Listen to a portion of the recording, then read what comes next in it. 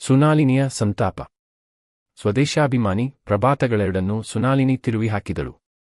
ಒಂದೊಂದನ್ನು 5 ಸಾರಿ ಓದಿ ಮುಗಿಸಿದಳು. ಸಾಲದುದಕ್ಕೆ ಹಿಂದಿನ 1 ವಾರದ ಪೇಪರನ್ನು ತಿರುವಿ ಹಾಕಿಯಾಯಿತು. ಅವಳು ಪೇಪರು ಓದುತ್ತಿರುವುದನ್ನು ಕಂಡರೆ ಅತ್ತೆ ರಾಜೀವಿಗೆ ಮೈಯೆಲ್ಲ ಊರಿ. ಇವಳಿಗೆ ಸಮಯ ಕಳೆಯಲು ಬೇರೆ ದಾರಿಯಿಲ್ಲ. ಅತ್ತೆಯ ಜತೆಯಲ್ಲಿ ಬೇಳೆ ತೊಟ್ಟಿ ತಯಾರಿಗೆ ನೆರವಾದಳು. ಅಡುಗೆ ಮಾಡಿ ಇರಿಸಿಯಾಯಿತು. ಇನ್ನೂ ಸಮಯ ಹೋಗದು. ನೆರೆಮನೆಯಿಂದ ಎರವಾಗಿ ತಂದ ಸಂಡೇ ಟೈಮ್ನನ್ನು ತಿರುವಿ ಹಾಕಿದಳು. ಆದರೂ ಮನಸ್ಸಿಗೆ ನೆಮ್ಮದಿ ಸಿಗದಿರುವಾಗ ಪೇಪರುಗಳ ರಾಶಿ ಏನು ಮಾಡೀತು? ಹಿಂದು ತರಿಸಿದ್ದರೆ ಇನ್ನಷ್ಟು ವೇಳೆಯನ್ನು ಕೊಲ್ಲಬಹುದು. ತಿಂಗಳಿಗೆ 2 ಚಿಲ್ಲರೆ ರೂಪಾಯಿ ವರ್ಗದ ಕೊಡಬೇಕೆಂದರೆ ಅವಳ ಗಂಡ ಅಣ್ಣಪ್ಪ ಕಮ್ಮಿಗೆ ದಿಗಿಲು ಹಾರಬಹುದು. ರಾತ್ರಿ 8 ಬಡಿದು ಮಿನಿಟಿನ ಮುಳ್ಳು ಇನ್ನೊಂದು ಸುತ್ತು ಬರುವಲ್ಲಾಯಿತು. ಗಂಡ ಬಾರದೆ ಊಟ ಮಾಡುವಂತಿಲ್ಲ, ನಿದ್ರೆ ಹತ್ತುವಂತಿಲ್ಲ. ಅಂಗಡಿಯನ್ನು ಮುಚ್ಚಿ ಅಣ್ಣಪ್ಪ ಕಮ್ಮಿಯವರ ಸವಾರಿ ಮನೆಗೆ ಚಿತ್ತೈಸುವಾಗ 10 ಗಂಟೆಯಾಗುವುದು ರೂಢಿ. ಬೆಳಿಗ್ಗೆ 8 ಗಂಟೆಗೆ ತೆರೆದ ಅವರ ಅಂಗಡಿ ರಾತ್ರಿ 10ರ ತನಕ ತೆರೆದಿರಲೇಬೇಕು. ಅವರ ಅಂಗಡಿಯಲ್ಲಿಲ್ಲದ ದಿನಸಿಲ್ಲ, ಸಾಲ, ತಡತ್ರಾಣವೂ ಉಂಟು. ಅಂತೂ ಊರಿನ ಸುತ್ತಲ ವರ್ಗದಾರರಿಗೆ ಅದು ವ್ಯಾಪಾರದ ಅಂಗಡಿ, ಗ್ರಾಮ ಚಾವಡಿ, ಜಿನಾರ್ದನ ಕಚೇರಿ ಏಕಕಾಲದಲ್ಲಿ ಆಗಿಕೊಂಡಿತ್ತು. ಅಣ್ಣಪ್ಪಯ್ಯ ಊರಿನ ಸಂಗತಿ ತಿಳಿದವರಾದುದರಿಂದ ಚಂದ ಮಾತನಾಡುತ್ತಾ ಅಳತೆಯಲ್ಲಿ ತೊಲೆ 4 ತೊಲೆ ಕತ್ತರಿಸಿದರೆ ಬೆಪ್ಪು ಗಿರಾಕಿಗಳಿಗೆ ತಿಳಿಯುತ್ತಲೂ ಇರಲಿಲ್ಲ. ಹಾಗೆ ಕೇಳಹೋದರೆ ಸಂಜೆ ದೀಪ ಹಚ್ಚಿದ ಬಳಿಕ ನಡೆಯುವ ವ್ಯಾಪಾರದಲ್ಲಿದ್ದ ಸಾರ ಅದರ ಮೊದಲಿಲ್ಲ. ದೀಪ ಬೆಳಗಿತೆಂದರೆ 3 ವರ್ಷಗಳ ಹಿಂದಿನ ಹೊಗೆಸೊಪ್ಪು ಅವ್ವಲ್ ಫರಮಾಶಿಯಾಗುತ್ತದೆ. ಹುಳ ಸುರಬು ಹಿಡಿದ ಕಡಲೆ ತಾಜಾ ಬಂಗಾಲಿ ಆಗುತ್ತದೆ. ಕೆಲಸಕ್ಕೆ ಬಾರದ ಹುರುಳಿ ಒಂದು ಮೂಲ್ವಾನ್ ಆಗುತ್ತದೆ. ನಾನು ಹೇಳುತ್ತೇನಲ್ಲ, ತೆಗೆದುಕೊಂಡು ಹೋಗಿ ಈ ಹುರುಳಿ ಬೇಯಿಸಿ ಎತ್ತಿನ ಮುಂದಿರಿಸಿದರೆ ಬಾಣಿ ಉಳಿಯಲಿಕ್ಕಿಲ್ಲ. ಈ ಬೇಳೆ ತೆಗೆದುಕೊಂಡು ತೋವ ಮಾಡಿದರೆ 3 ಮೈಲಿಗೆ ಪರಿಮಳ ಹೊಡೆಯುತ್ತದೆ. ಕೇಸರಿ ಬಣ್ಣದ ತೊಗರಿ ಬೇಳೆ ನೀವು ಬುರ್ನಾಸು ಅಂತೀರಲ್ಲ ಎಂದು ಎಂಥ ಗಿರಾಕಿಗೂ ಮಂಕೆರೆಚುವ ನಾಲಗೆ ಅವರದು. ಮಾತು ಬಲ್ಲವರಾದುದರಿಂದ ಜನ ಎಷ್ಟು ಬಾರಿ ಮೋಸ ಹೋದರೂ ತಿರುಗಿ ಬರುವುದು ಅಣ್ಣಪ್ಪ ಕಮ್ಮಿಯವರ ಅಂಗಡಿಗೆ. ಕಮ್ಮಿಯವರೇ, ನೀವು ಕಳೆದ ಸಾರಿ ಕೊಟ್ಟ ತೊಗರಿ ಬೇಳೆಯನ್ನು ಎಮ್ಮೆಗ ಕೊಡುವುದಕ್ಕಾಯಿತು. ಪೂರಾ ತೂತು ಹುಳು ಕುಟ್ಟಿ ಎಂದು ಯಾರಾದರೂ ಅನ್ನುತ್ತಾರೆ. ಹೋಗಲಿ, ಧಾರಣೆ 2 ಆಣೆ ಹೇಳಿದ್ದೆನಲ್ಲ, ಆಯಿತು, 2 ಆಣೆ ಬರೆದರೆ ಸರಿ. ನಿಮ್ಮಂಥವರು ಸುಳ್ಳು ಹೇಳಲಿಕ್ಕಿಲ್ಲ ಎಂದು ಗಿರಾಕಿಯನ್ನು ಒಪ್ಪಿಸಿ ಈ ಬಾರಿಯೂ ಅದೇ ತೆರನ ತೊಗರಿ ಬೇಳೆಯನ್ನು ದಾಟಿಸುವ ಚಮತ್ಕಾರ ಅವರಿಗಿತ್ತು. ಯಾವ ಗಿರಾಕಿ ಬಂದರೂ ನಿಮ್ಮ ಅಜ್ಜನ ಕಾಲದಿಂದ ನಮ್ಮ ಅಂಗಡಿಯಲ್ಲೇ ಅವರ ವ್ಯಾಪಾರ ಮುಖ್ಯ, ಋಣಾನುಬಂಧ ಎಂಬುದೇ ಹಾಗೆ ಅನ್ನುತ್ತಿದ್ದರು. ಗಿರಾಕಿ ವ್ಯಾಪಾರಿಗಳ ಋಣಾನುಬಂಧ ಅಷ್ಟೂ ಚೆನ್ನಾಗಿತ್ತು. ನಿಜ. ಅದಕ್ಕೆ ಅರ್ವ ಅಂಗಡಿಯೇ ಸಾಕ್ಷಿ. ಅವರ ಅಂಗಡಿಯ ಕಾಲುದೀಪ, ನೀಲಾಂಜನದ ಸುತ್ತು ಎಷ್ಟು ಹಾತೆ ಪತಂಗಗಳು ಇವೆಯೋ ಅಷ್ಟೇ ಗಿರಾಕಿಗಳನ್ನು ಕಾಣಬಹುದು. ಆದರೆ ಅವರು ಕೈ ಹಿಡಿದ ಸುನಾಲಿನಿಗೂ ಅವರಿಗೂ ಋಣಾನುಬಂಧ ಮಾತ್ರ ನೆಟ್ಟಗಿದ್ದಂತ ಕಾಣಿಸುವುದಿಲ್ಲ. ಅವರು ರಾತ್ರಿ ಹೊತ್ತು ಮೀರಿ ಬಂದು ದಡಬಡ ಮಾಡಿ ಕೈಕಾಲು ತೊಳೆದ ಊಟಕ್ಕೆ ಕುಳಿತುಕೊಳ್ಳುತ್ತಾರೆ. ತಾಯಿಯೂ ಊಟಕ್ಕೆ ಕುಳಿತುಕೊಳ್ಳುತ್ತಾಳೆ. ಸುನಾಲಿ ಬಡಿಸುತ್ತಾಳೆ. ಅವರು ಊಟ ಮುಗಿಸಿ ಮಲಗುವ ಮನೆಗೆ ಹೋಗುತ್ತಾರೆ. ಸುನಾಲಿ ಊಟ ಮುಗಿಸಿ ಹಾಸುಗೆ ಬಳಿಗೆ ಬರುವಾಗ ಅಣ್ಣಪ್ಪಯ್ಯಗೆ ಕುಂಭಕರ್ಣನ ನಿದ್ದೆ ಬಂದಿರುತ್ತದೆ. ಬೆಳಿಗ್ಗೆ ಎದ್ದು ಅವರು ಕಾಫಿ ಮುಗಿಸಿ ಅಂಗಡಿಗೆ ಹೊರಟರು. ಇವಳ ಮನೆಯ ಕೆಲಸಕ್ಕೆ ತೊಡಗಿದಳು. ಮಧ್ಯಾಹ್ನ ಊಟಕ್ಕೆ ಬರುವುದೆಂದರೆ 2 ಗಂಟೆಗೆ. ಅದು ಬಂದುದು ಯಾವಾಗ, ಹೋದದ್ದು ಯಾವಾಗ ಎಂಬಷ್ಟರಲ್ಲಿ ಸ್ನಾನ, ಜಪ, ಊಟ 3 ಮುಗಿದಿರುತ್ತವೆ. ಸುನಾಲಿನಿ ಹಠಮಾಡಿ ಏನು ಅರ್ಧ ಗಳಿಗೆ ವಿಶ್ರಮಿಸಿರಬಾರದೆ ಎಂದ ಅಂಗಲಾಚಿದರೆ ಗಿರಾಕಿಗಳು ಬೊಮ್ಮಡ ಹೊಡೆದಾರು. ಆ ಖಾದ್ರಿ ಹೊಗೆ ಸೊಪ್ಪನ್ನು ತಂದು ಕುಳಿತಿದ್ದಾನೆ. ದರ ಮಾಡಿ ಬಂದಿದ್ದೇನೆ. ಇನ್ನೂ ಮಾಲು ತೂಗಿಲ್ಲ. ಅವನೇ ತೂಗಿ ಹೊರಟು ಹೋದರೆ ಮಣಕ್ಕೆ ಮಂಚೇರೆ ಸೈ ಎಂದು ಹೇಳಿ ಆತುರದಿಂದ ಹೋಗುತ್ತಾರೆ. ಸುನಾಲಿನಿ ವಿಶ್ವಪ್ರಯತ್ನದಿಂದ ರಾತ್ರಿ ಗಂಡನನ್ನೂ ಮಾತನಾಡಿಸುತ್ತಾಳೆ. ಆದರೆ ಏನು ವಿಷಯ ಮಾತನಾಡುವುದೆಂದು ಅವಳಿಗೆ ತಿಳಿಯದು. ಅಣ್ಣಪ್ಪಯ್ಯ ಬಾಯಿ ತೆರೆದರೆ ಅಂಗಡಿ ಧಾರಣೆ ಮಂಗಳೂರಲ್ಲಿ ಗೋಟಡಿಕೆ ದರ, ಬೊಂಬಾಯಿಯಲ್ಲಿ ಜಿಂಕ್ ಶೀಟಿನ ದರ ಇವೇ ಹೊರತು ಬೇರೆ ಸುದ್ದಿಯಿಲ್ಲ. ಮಂಗಳೂರಲ್ಲಿ ಪಾರ್ವತಿ ಸ್ಟೀಮರು ಬಂದರೂ ಆಗಲೇ ಇಲ್ಲವಂತೆ ಎನ್ನುತ್ತಾರೆ. ಒಂದು ದಿವಸ ಸ್ಟೀಮರಿನದೇ ಸುದ್ದಿ ಬಂದಿತು. ಈ ಸಾರಿ ಬರುವುದು ಪಾರ್ವತಿಯಲ್ಲ, ಅದು ಚಿಕ್ಕದು. ಈಗ ಬಂದ ದಯಾವತಿ ಕಾರ್ಗೋ ಬೋಟು ಬಂದರಿಗೆ 3 ಸಾರಿ ಬಂದು ಹಿಂದಕ್ಕೆ ಹೋಯಿತಂತೆ. ಸಕ್ಕರೆಯ ಹರಳಿಲ್ಲ. ದಯಾವತಿಯಲ್ಲಿ 300 ಚೀಲ ತುಂಬಿಸಿದ್ದಾರೆ. ಈ ಹಾಳು ತುಗಾನು ಬಿಡುವ ಹಾಗೆ ಇಲ್ಲ. ಕೊಲಂಬೋದಲ್ಲಿ ಮಾನ್ಸೂನ್ ನಿಂತಿದೆ ಎಂದರು. ಸುನಾಲಿಗೆ ಈ ಉಪನ್ಯಾಸ ಕೇಳಿ ರೇಗಿತು. ತಿಂಗಳಲ್ಲಿ 2 ದಿವಸ ಅವಳ ಸುಖ ದುಬುವನ್ನು ವಿಚಾರಿಸಿದವರಲ್ಲ. ಅದರಿಂದ ದಯಾವತಿ ಸ್ಟೀಮರು ಬಂದರಾಗದಿದ್ದರೆ ಹೋಗಲಿ, ತಮ್ಮ ಸ್ಟೀಮರು ಬಂದರಾಗುವುದಿಲ್ಲ. ಸಕ್ಕರೆ ಬೇಡ. ಸಕ್ಕರೆ ಹಾಗಿ ಮಾತಿಗೂ ಬರಗಾಲವೇ? ಮಾತಿಗೂ ಪುರುಸೊತ್ತು ಇಲ್ಲದವರು ಮದುವೆಯಾಗಬೇಕು ಏಕೆ ಎಂದು ಕೇಳಿಯೇ ಬಿಟ್ಟಳು. ಮುಂದಿನ ವಿಚಾರವನ್ನು ತಿಳಿಯಬಹುದು. ಮೊಸುಮು ಮಳೆ ಅಣ್ಣಪ್ಪಯ್ಯ ಈಗ ಮಾತನಾಡಬಾರದು ಎಂದು ಯೋಚಿಸಿ ಮೂಕಾದರು. ರಾತ್ರಿಯೆಲ್ಲ ಮೌನದಲ್ಲೇ ಕಳೆಯಿತು. ಮಧ್ಯಾಹ್ನ ತಾಯಿ ಮತ್ತು ಅವರು ಊಟಕ್ಕೆ ಕುಳಿತಿದ್ದರು. ಸುನಾಲಿನಿ ಅನ್ನ ಬಡಿಸುತ್ತಿದ್ದಳು. ಆಗ ಅಣ್ಣಗ್ರಿಯ ನಂಜಿನಿಂದ ಮಾತಾಡತೊಡಗಿದರು. ನನ್ನ ಬಳಿಯಲ್ಲಿ ಸಕ್ಕರೆಯಂತಹ ಮಾತು ಸಹ ಇಲ್ಲವಂತೆ. ತಾನೊಂದು ಮೆಟ್ರಿಕ್ಕು ಓದಿದ್ದೇನೆ ಎಂದು ತಲೆ ತುಂಬ ಹುಳಿ ಬಂದರೆ ಮತ್ತೇನಾದೀತು ಎಂದರು. ಮಧ್ಯಾಹ್ನ ಊಟವಿಲ್ಲ. ಹಾಗೆಯೇ ತನ್ನ ಕೊಠಡಿಗೆ ಬಂದು ಮುಖ ಉಬ್ಬಿಸಿ ಕುಳಿತಳು. ಎಷ್ಟು ಉಬ್ಬಿಸಿ ಕುಳಿತರೂ ಅವಳನ್ನು ಮಾತನಾಡಿಸುವವರಾರು? ಅತ್ತೆ ಬರಲಿಲ್ಲ. ಗಂಡನ ಉದ್ಯೋಗ ಅಂಗಡಿಯಲ್ಲೇ ಪರಿಸಮಾಪ್ತಿ. ಪೇಪರುಗಳನ್ನು ತೆಗೆದಳು. ಹರಿದು ಎಸೆದು ಬಿಟ್ಟಳು. ಅವರು ತನ್ನ ತಂದೆಯನ್ನು ನಿಂದಿಸಿದ್ದರೆ ನೆನವರಿಕೆಯಾಯಿತು. ಅವರು ದಿವಾಳಿಯಾಗಲು ಇಸ್ಪೀಟು ಕಾರಣವಿತ್ತೋ ಏನೋ? ಅಂತೂ ಅದೊಂದೇ ಇರಲಾರದು. ಪೇಪರು ಓದಿ ದಿವಾಳಿಯಾದರೆ? ಅಂತೂ ದಿವಾಳಿಯಾದದ್ದೂ ನಿಜ. ತನ್ನ ಮಗಳನ್ನು ICS ಮಾಡಿದ ಅಳಿಯನಿಗೆ ಕೊಡುತ್ತೇನೆ ಎಂದು ಹೊತ್ತ ಆಸೆಯನ್ನು ಅಲ್ಲಿಗೆ ಮುರಿದು ಮಂಜೇಶ್ವರ ಅಣ್ಣಪ್ಪ ಕಮ್ಮಿಯವರಿಗೆ ಕೊಟ್ಟಿದ್ದೂ ನಿಜ. ಏನಿಲ್ಲವಾದರೂ ಹೊಟ್ಟೆಬಟ್ಟೆಗಿಲ್ಲದೆ ಹೋಗಬಾರದು. ಸುಖದಿಂದ ಬೆಳೆಯಿಸಿದ ಮಗಳು. ಒಂದೇ ಒಂದು ರತ್ನ ಎಂಬುದರಿಂದ. ಮದುವೆಯಾದ ಕೆಲವು ದಿವಸಗಳಲ್ಲೇ ತಾನೆಂತ ಕೆಲಸ ಮಾಡಿದೆನೆಂದು ಅವರಿಗೂ ತಿಳಿದಿರಬೇಕು. ಈಗೇನು ಗತಿ? ಸುನಾಲಿನಿ ತಿರುಗಿ ತಂದೆಯ ಮನೆಗೆ ಹೋಗಲೇ? ದೇವಪ್ಪ ಪ್ರಭುಗಳ ವಾನಪ್ರಸ್ಥಾಶ್ರಮದ ಚಿಂತೆಯನ್ನು ತನ್ನ ಚಿಂತೆಯಿಂದ ಹೆಚ್ಚಿಸಲೇ? ಆಕೆಗೆ ಮದುವೆಯಾದಾಗ 17ನೆಯ ವಯಸ್ಸು. ಈಗ 24 ವರುಷವಾಗಿದೆ. ದುಃಖವನ್ನು ಮರೆಯಿಸುವುದಕ್ಕೆ ಸಂತತಿಯೂ ಇಲ್ಲ. ಮನುಷ್ಯರ ಎಡೆಯಲ್ಲಿ ನಲಿಯುತ್ತಿದ್ದೂ ಅವಳು ಒಬ್ಬಂಟಿ. ಎಷ್ಟೋ ಬಾರಿ ಅವಳ ಮನಸ್ಸು ತಂದೆಯ ಮನೆಗೆ ಹರಿಯುತ್ತದೆ. ಇವಳನ್ನು ಕಂಡಾಗಲೆಲ್ಲ ನಾನು ನಿನ್ನನ್ನು ಹಳ್ಳಕ್ಕೆ ನೂಕಿದೆ ಎಂದು ಅಳುತ್ತಿದ್ದವರ ಮುಂದೆ ತನ್ನ ಜೀವನವನ್ನು ಕುರಿತು ಬಣ್ಣಿಸಿ ಹೇಳಿದರೆ ಅವರ ಮುಪ್ಪಿನ ಎಂದೇ ತಟಸ್ಥವಾಗಲು ಬೇರೆ ಔಷಧಿ ಬೇಡ. ಆದುದರಿಂದ ಆಗಾಗ ಮಂಗಳೂರಿಗೆ ಹೋದರೂ ಗಂಡನ ಮನೆಯಲ್ಲಿ ಇಲ್ಲದ ವೈಭವವನ್ನು ಅಲ್ಲಿ ಬಣ್ಣಿಸುತ್ತಿದ್ದಳು. ಈಗೇನು? ಒಮ್ಮೆಗೆ ಅಲ್ಲಿಗೆ ಹೋಗಿ ಈ ಶಸ್ತ್ರಘಾತದ ಗಾಯವನ್ನು ತಂದೆಯ ಮುಂದೆ ಬಿಡಿಸಲೇ? ಅವರೊಂದಿಗೆ ಬಡತನವನ್ನು ಸಹಿಸಲೇ? ಬದಲೇನು?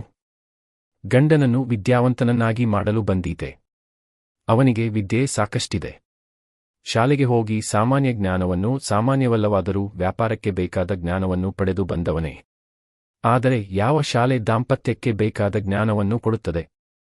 ಇವೇ ಯೋಚನೆಗಳು ಅವಳ ಮನಸ್ಸಿಗೆ ಬಂದುವು. ಬಂದು ಹಾಗೆ ಕೊಟ್ಟರೆ ಶಾಲಾ ಕಾಲೇಜುಗಳೆಲ್ಲ ಪರೀಕ್ಷಾ ಮಂದಿರಗಳಾಗುವ ಬದಲು ವಿವಾಹ ಮಂಟಪಗಳಾಗಲಿಕ್ಕಿಲ್ಲವೇ ಎಂದು ತೋರಿ ತನ್ನಷ್ಟಕ್ಕೆ ನಕ್ಕಳು. ಹೊಟ್ಟೆ ಬಿರಿಯುವಂತೆ ನಕ್ಕಳು. ಮರುಕ್ಷಣ ಹಾಗಾದರೇನು? ಸಂಸಾರಕ್ಕೆ ನೆರವಾಗದ ವಿದ್ಯೆ ಎಷ್ಟಿದ್ದರೇನು? 2 ಅಪರಿಚಿತ ಹೆಣ್ಣು ಗಂಡುಗಳನ್ನು ಬೇರೆ ಬೇರೆ ಬೆಳೆಸಿ ಒಂದು ದಿವಸ ಅವರನ್ನು ಮಂಟಪದೊಳಗೆ ಕುಳ್ಳಿರಿಸಿ ದಾಂಪತ್ಯದಲ್ಲಿ ಬೆಸೆಯುತ್ತೇವೆ ಎಂಬುದು ಭ್ರಮೆಯಲ್ಲವೇ ಎಂದುಕೊಂಡಳು. 6 ತಿಂಗಳ ಅಂತರಿಕ್ಷ. ಈಶ್ವರ ಭಟ್ಟರಿಂದ ಬೆಳ್ಳಕ್ಕನ ವಿಚಾರ ಅನುಭವ ಪಡೆದು ಇಂದಿಗೆ 6 ತಿಂಗಳಾಯಿತು. ಚಂದ್ರಯ್ಯನ ತಲೆಯಲ್ಲಿ ಬೆಳ್ಳಕ್ಕನ ಪ್ರೇತ ಅಹೋರಾತ್ರಿಯೂ ಸಂಚರಿಸುತ್ತಿದೆ. 6 ತಿಂಗಳಿನಲ್ಲಿ 3 ತಿಂಗಳ ಕಾಲ ಅವನು ಊರ ಹೊರಗೆ ಇದ್ದರೂ ಅವನ ಮನಸ್ಸು ಪ್ರೇತ ರಾಜ್ಯದಲ್ಲಿ ಸಂಚರಿಸುತ್ತಿದೆ. ಯಾವ ಊರಿಗೆ ಹೋಗಲಿ, ಯಾವ ಮಿತ್ರರೇ ಭೇಟಿಯಾಗಲಿ, ಅವನು ಅವರೊಡನೆ ಪ್ರೇತಭೂತಗಳನ್ನು ಕುರಿತು ಮಾತನಾಡುವುದು ರೂಢಿಯಾಯಿತು. ಮನೆಯ ರೇಡಿಯೋ ಸೆಟ್ಟಿನ ಮೇಲೆ ಜೇಡರ ಬಲೆ ಹಬ್ಬಿತು. ಈಶ್ವರ ಭಟ್ಟರು ದೊರೆತಾಗಲೆಲ್ಲ, ಭಟ್ಟರೆ ಈ ಹೊತ್ತು ಹೋಗೋಣವೇ ಎಂದು ಕೇಳುತ್ತಾನೆ. ಭಟ್ಟರು, ಅಯ್ಯೋ, ಇದು ಹುಣ್ಣಿಮೆ ಸಮಯವಲ್ಲವೇ? ತಿಂಗಳು ಪ್ರಕಾಶವಿರುವಾಗ ಅದಲ್ಲಿ ಕಾಣಸಿಗುತ್ತದೆ ಎನ್ನುತ್ತಾರೆ. ಅಮಾವಾಸ್ಯೆಗೆ 3 ದಿನ ಮುಂದೆ ಮಾತನಾಡಿಸಿ ಬಂದರೆ ಅಮಾವಾಸ್ಯೆ ದಿನ ಈಶ್ವರ ಭಟ್ಟರು ಏನಾದರೊಂದು ನೆಪದಿಂದ ಊರಲ್ಲಿಯೇ ಇರುತ್ತಿರಲಿಲ್ಲ. ಈ ರೀತಿ 6 ತಿಂಗಳ ಕಾಲ ಸರಿಯಿತು.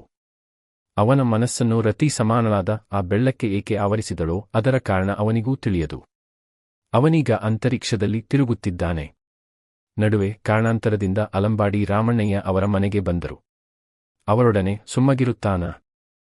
ಅವನಾಗಿ, ಏನು, ನಿಮ್ಮಲ್ಲಿಯ ಭೂತ ನೋಡಲು ಯಾವಾಗ ಬರುವುದು ಎಂದು ಕೇಳಿದನು.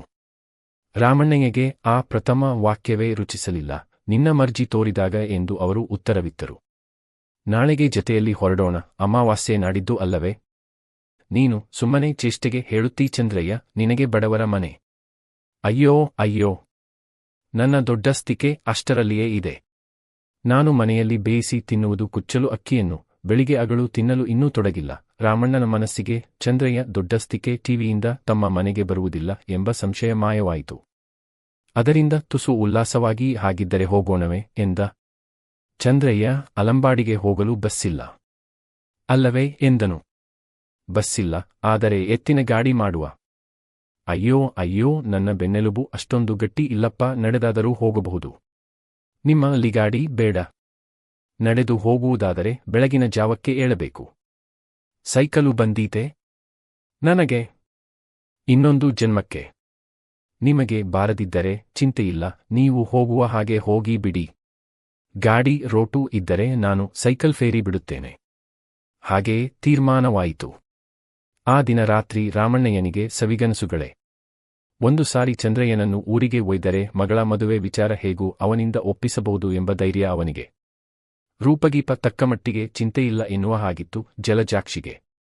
ಈ ಬಾರಿ ತೆಗೆದ ಬಾಯಿಗೆ ನಿಮ್ಮಲ್ಲಿಯ ಭೂತವನ್ನು ಯಾವಾಗ ನೋಡಲು ಬರುವುದು ಎಂದುದನ್ನು ಕೇಳಿ ಅವನಿಗೆ ದಿಗಿಲು ಹಾರಿತು.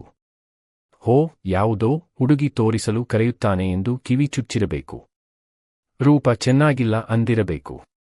ಅದಕ್ಕಾಗಿ ಇವನು ಕುಚೇಷ್ಟೆ ಮಾಡುತ್ತಿದ್ದಾನೆ ಎಂದು ಅನಿಸಿತು. ನಿಜಕ್ಕೂ ಚಂದ್ರಯ್ಯನಿಗೆ ಹುಡುಗಿಯ ವಿಚಾರವೇ ತಿಳಿದಿರಲಿಲ್ಲ. ಚಂದ್ರಯ್ಯ ಅವಿವಾಹಿತ, 24ನೆಯ ವಯಸ್ಸು ನಡೆಯುತ್ತಿದೆ. ಇನ್ನೂ ಮದುವೆಯಾಗಿಲ್ಲ, ಏಕೆ ಎಂದು ಈಶ್ವರ ಭಟ್ಟರು ಕೇಳಿದರೆ, ಅಯ್ಯೋ, ಹುಡುಗಿ ಸಿಗಬೇಡವೇ? ನಮ್ಮ ಜಾತಿಯವರು ಇರುವುದು 3 ಮುಷ್ಟಿ ಮಂದಿ.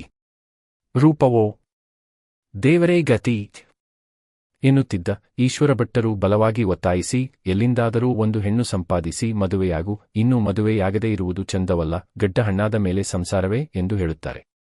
ನನ್ನ ಗಡ್ಡ ಫಕ್ಕನೆ ಹಣ್ಣಾಗುವ ಜಾತಿಯದಲ್ಲ ಎಂದು ಚಂದ್ರಯ್ಯ ನುಡಿದರೂ ಅವನ ಮನಸ್ಸಿನಲ್ಲಿ ವ್ಯಥೆಯಿದ್ದೇ ಇತ್ತು. ಮದುವೆಯಾದರೆ ರೂಪಗೀಪ ಇರುವ ತಕ್ಕವಳನ್ನು ಮದುವೆಯಾಗಬೇಕೆಂದು ಯೋಚನೆ. ತಕ್ಕವಳು ಅವನ ಆ ಸುಟ್ಟ ಜಾತಿಯಲ್ಲಿಲ್ಲ. ಯಾವುದೋ ಅಡ್ಡಗೆರೆ ಬ್ರಾಹ್ಮಣರ ಕುಲ ಅವನದ್ದು. ಅಡ್ಡಗೆರೆ ಬಣದವರು ಈ ಊರಲ್ಲಿಲ್ಲ. ಇದ್ದವರ ಮಕ್ಕಳು ಕೆಸರು ಮುಕ್ಕು ಮೋರೆಗಳು, ಆ ಇಯೂ ಆಗದವರು. ಅವರನ್ನು ಕಟ್ಟಿಕೊಂಡು ಏನು ಮಾಡುವುದು? ಹಾಗೆ ಊರಲ್ಲೆಲ್ಲಾದರೂ ಚಂದ್ರಯ್ಯನಿಗೆ ಇಷ್ಟೆಲ್ಲ ಆಸ್ತಿ ಇದ್ದು ಅವನು ಮದುವೆಯಾಗಿಲ್ಲ ಯಾಕೆ ಎಂದರೆ, ಅಯ್ಯೋ, ಮದುವೆ ಎಂದರೆ ಮೇಬಳ್ಳಿ ಹಾಕಿದ ಹಸುವಿನ ಹಾಗಾದೀತು. ಇದೇನಿಲ್ಲ, ಗೋ ಬಿಟ್ಟ ಬಸವನಂತೆ ತಿರುಗಬಹುದಲ್ಲ ಅನ್ನುತ್ತಿದ್ದರು. ಈ ಮಾತು ಚಂದ್ರಯ್ಯನ ಕಿವಿಗೆ ಮುಟ್ಟದಿರಲಿಲ್ಲ. ಅವನು ನಗುತ್ತ, ಮನುಷ್ಯನೂ ಒಂದು ಗೂಳಿಯೇ, ಏನು ಹೆಚ್ಚು ಏನು ಕಡಿಮೆ? ಮದುವೆಯಾದವರನ್ನು ನೋಡಿದ್ದೇನೆ, ಆಗದವರನ್ನು ನೋಡಿದ್ದೇನೆ. ಸಂಸಾರ ಹಾಗಿಲ್ಲವಾಗಿದ್ದರೆ ಬೆಳ್ಳಮ್ಮನ ಹಾಗಿನವರು ಇರುತ್ತಲೇ ಇರಲಿಲ್ಲ. ಬೆಂಕಿಯ ಮುಂದೆ 7 ಹೆಜ್ಜೆ ಬಂದ ಸಂಸಾರಗಳೆಲ್ಲ ಸಂಭಾವಿತತನದಲ್ಲಿ ಮುಳುಗಿಯೂ ಇಲ್ಲ ಎಂದು ಬಿಡುತ್ತಿದ್ದ. ಚಂದ್ರಯ್ಯನು ಸರಳ, ಉಡಾಳ. ಅವನ ಮನಸ್ಸಿನ ವಿಚಾರ ತಿಳಿಯಬಲ್ಲವರು ಕಡಿಮೆ, ತಿಳಿದು ಅರ್ಥಮಾಡಿಕೊಂಡವರು ದುರ್ಲಭ. ಹಾಗಿರಲು ಅವನಿಗೆ ಬಹಳ ಮಂದಿ ಇದ್ದಾರೆ ಎನ್ನುವ ಮಾತಿಗೆ ಅವಕಾಶವಿದ್ದೇ ಇದೆ. ಇಲ್ಲ ಎಂದು ನಿರಾಕರಿಸಿದವನು ಚಂದ್ರಯ್ಯನಲ್ಲ. ಒಂದು ಮಾತನ್ನು ಗಟ್ಟಿಯಾಗಿ ಅನ್ನುತ್ತಿದ್ದ, ಮದುವೆಯಾಯಿತು ಎಂದಾದೊಡನೆಯೇ ಹೆಣ್ಣು ಗಂಡುಗಳು ಸಂಭಾವಿತರಾಗುವುದಿಲ್ಲ ಎಂದು. ಈ ಮಾತಿಗೆ 1000 ಅರ್ಥಗಳನ್ನು 1000 ರೀತಿಯಲ್ಲಿ ಮಾಡಿದವರುಂಟು. ಒಮ್ಮೆ ಈಶ್ವರ ಭಟ್ಟರೇ ಈ ತರ್ಕವನ್ನು ಅವನೊಡನೆ ತೆಗೆದರು. ಅದಕ್ಕೆ ಚಂದ್ರಯ್ಯನೆಂದ, ಭಟ್ಟರೇ, ಸಿಟ್ಟು ಮಾಡಬೇಡಿ. ಈಗ ನಿಮ್ಮನ್ನೇ ನೀವು ಕೇಳಿ. ನೀವು ಎಷ್ಟು ಒಲವಿನಿಂದ ನಿಮ್ಮವಳೊಡನೆ ಬಾಳಿದ್ದೀರಿ? ಅವರಿಗೆ ನಿಮ್ಮಲ್ಲಿ ಎಷ್ಟು ಒಲವಿದೆ ಹೇಳಿ? ಶಾಸ್ತ್ರದ ಹೆದರಿಕೆಯಿಂದಲೋ ನರಕದ ಹೆದರಿಕೆಯಿಂದಲೋ ನೀವು ದಾಂಪತ್ಯದ ಹೊರಗೆ ಕಾಲಿಟ್ಟಿರಲಾರಿರಿ. ಈಶ್ವರ ಭಟ್ಟರು ಮೊದಲಿಗೆ ನಕ್ಕರು. ಆಮೇಲೆ ಅದು ಸಹಜ ಅನ್ನುವ ಮದುವೆಯಾಯಿತೆಂದೊಡನೆಯೇ ಮನಸ್ಸು ಕೂಡುತ್ತದೆಯೇ? ನಾವು ಕೂಡಬಹುದು ಮನಸ್ಸು ಎಂದರು. ಅದಕ್ಕೆ ನಾನೆಂದುದು, ಮನುಷ್ಯನೂ ಒಂದು ಗೂಳಿಯೇ ಎಂದು ಚಂದ್ರಯ್ಯನ ಅಂತರಂಗ ಜತೆಗಾರ್ತಿಗಾಗಿ ಬಾಯಾರಿತು. ಆದರೆ ರಾಮಣ್ಣನಿಗೆ ಮಗಳೊಬ್ಬಳಿದ್ದಾಳೆ ಎಂದು ಕನಸಿನಲ್ಲೂ ಅವನು ಎಣಿಸಿರಲಿಲ್ಲ. ಈತ ರಾಮಣ್ಣಯ್ಯ ಅಲ್ಲೇ ಉಳಿದುಕೊಂಡ. ಅವನನ್ನು ಚಂದ್ರಯ್ಯ ಬೆಳಗಿನ ಜಾವಕ್ಕೆ ಎಚ್ಚರಗೊಳಿಸಿ ಊರಿಗೆ ಅಟ್ಟಿದ. ಆದರೂ ಚಂದ್ರಯ್ಯನ ನಂಬಿಕೆ ಅವರಿಗಿಲ್ಲ. ರಾಮಣ್ಣ ಬೇಗ ಬೇಗ ನಡೆದು ಹೊತ್ತು ಮೂಡಿ 1-2 ಗಳಿಗೆಯಲ್ಲಿ ಮನೆಯನ್ನು ಸೇರಿದ. ಇವತ್ತು ಚಂದ್ರಯ್ಯ ಬರುತ್ತಾನೆ ಎಂದು ಮನೆಯಲ್ಲಿ ಸುದ್ದಿ ಸಾರಿದ. ಸುದ್ದಿ ಜಲಜಾಕ್ಷಿಯ ಕಿವಿಗೂ ಮುಟ್ಟಿತು. ಜಲಜಾಕ್ಷಿ 16 ವರ್ಷದವಳು. ಶಾರದಾ ಬಿಲ್ಲು, ವರನ ಅಭಾವ ಇವೆರಡೂ ಸೇರಿರದಿದ್ದರೆ ಲಗ್ನವಾಗಿ ಇಂದಿಗೆ 3 ವರ್ಷ ಸಲಬೇಕಾಗಿತ್ತು. ಅವಳು ಗಂಡನ ಚಿಂತೆಯಲ್ಲಿರುವಂತೆ ಮನೆಯ ಆವರಣ ಪ್ರೇರಣೆ ಕೊಟ್ಟಿತ್ತು. ಜಲಜಾಕ್ಷಿ ಬೇಗ ಸ್ನಾನದ ಮನೆಗೆ ಹೋದಳು. ಅಡುಗೆ ಮನೆಯಲ್ಲಿ ಕಾಯಿ ಹರೆಯುವ ಗಡಿಬಿಡಿ. ರಾಮಣ್ಣಯ್ಯ ಖುದ್ದು ಹಾಲು ತರಲು ನೆರೆಕರೆಗೆ ಓಡಿದ. ಅವರ ಮನೆಯ ಎಮ್ಮೆ ಹಾಲು ಕೊಡುವ ಪರಿಪಾಠವನ್ನು ಮರೆತು ಬಹಳ ಕಾಲವಾಗಿತ್ತು. ರಾಮಣ್ಣಯ್ಯ ಹಾಲನ್ನು ಕೊಂಡು ಅವಸರದಿಂದ ಮನೆಗೆ ಬರುತ್ತಿದ್ದಾಗ ಬಾಯಿಯಲ್ಲಿ ಒಮ್ಮೆ ದೇವರು ಅಷ್ಟು ಮಾಡಿಸಿದ್ದರೆ ಎಂದು ಪ್ರಾರ್ಥನೆ ಮಾಡಿಕೊಂಡೇ ಬರುತ್ತಿದ್ದ. ಮನೆಯ ಅಂಗಳಕ್ಕೆ ಕಾಲಿರಿಸಿದ್ದೇ ತಡ ಒಂದು ಸೈಕಲು ಟ್ರೊಂಟಿನ್ ಮಾಡಿತು. ಚಂದ್ರಯ್ಯ ಸರ್ಕಸು ಪೈಲವಾನನಂತೆ ಸೈಕಲಿನಿಂದ ನೆಗೆದು ಇಳಿದು ಹೂ ಶೂನ್ಯ. ರಾಮಣ್ಣಯ್ಯ, ಬಂದಿದ್ದೇನೆ. ಭೂತ ತೋರಿಸಿ ಹೋ ಮರತೇ ಹೋಯಿತು. ಹಗಲಿಗೆಲ್ಲಿಯ ಭೂತ ಎಂದು ಹೇಳಿ ನಕ್ಕನು. ಜಲಜಾಕ್ಷಿ ಸ್ನಾನದ ಮನೆಯಿಂದ ಹೊರಬೀಳುವಾಗ ಅವಳಿಗೂ ಈ ಮಾತು ಕೇಳಿಸಿತು. ಅವಳ ಮನಸ್ಸಿಗೆ ಏನೇನೋ ಅನಿಸಿತು.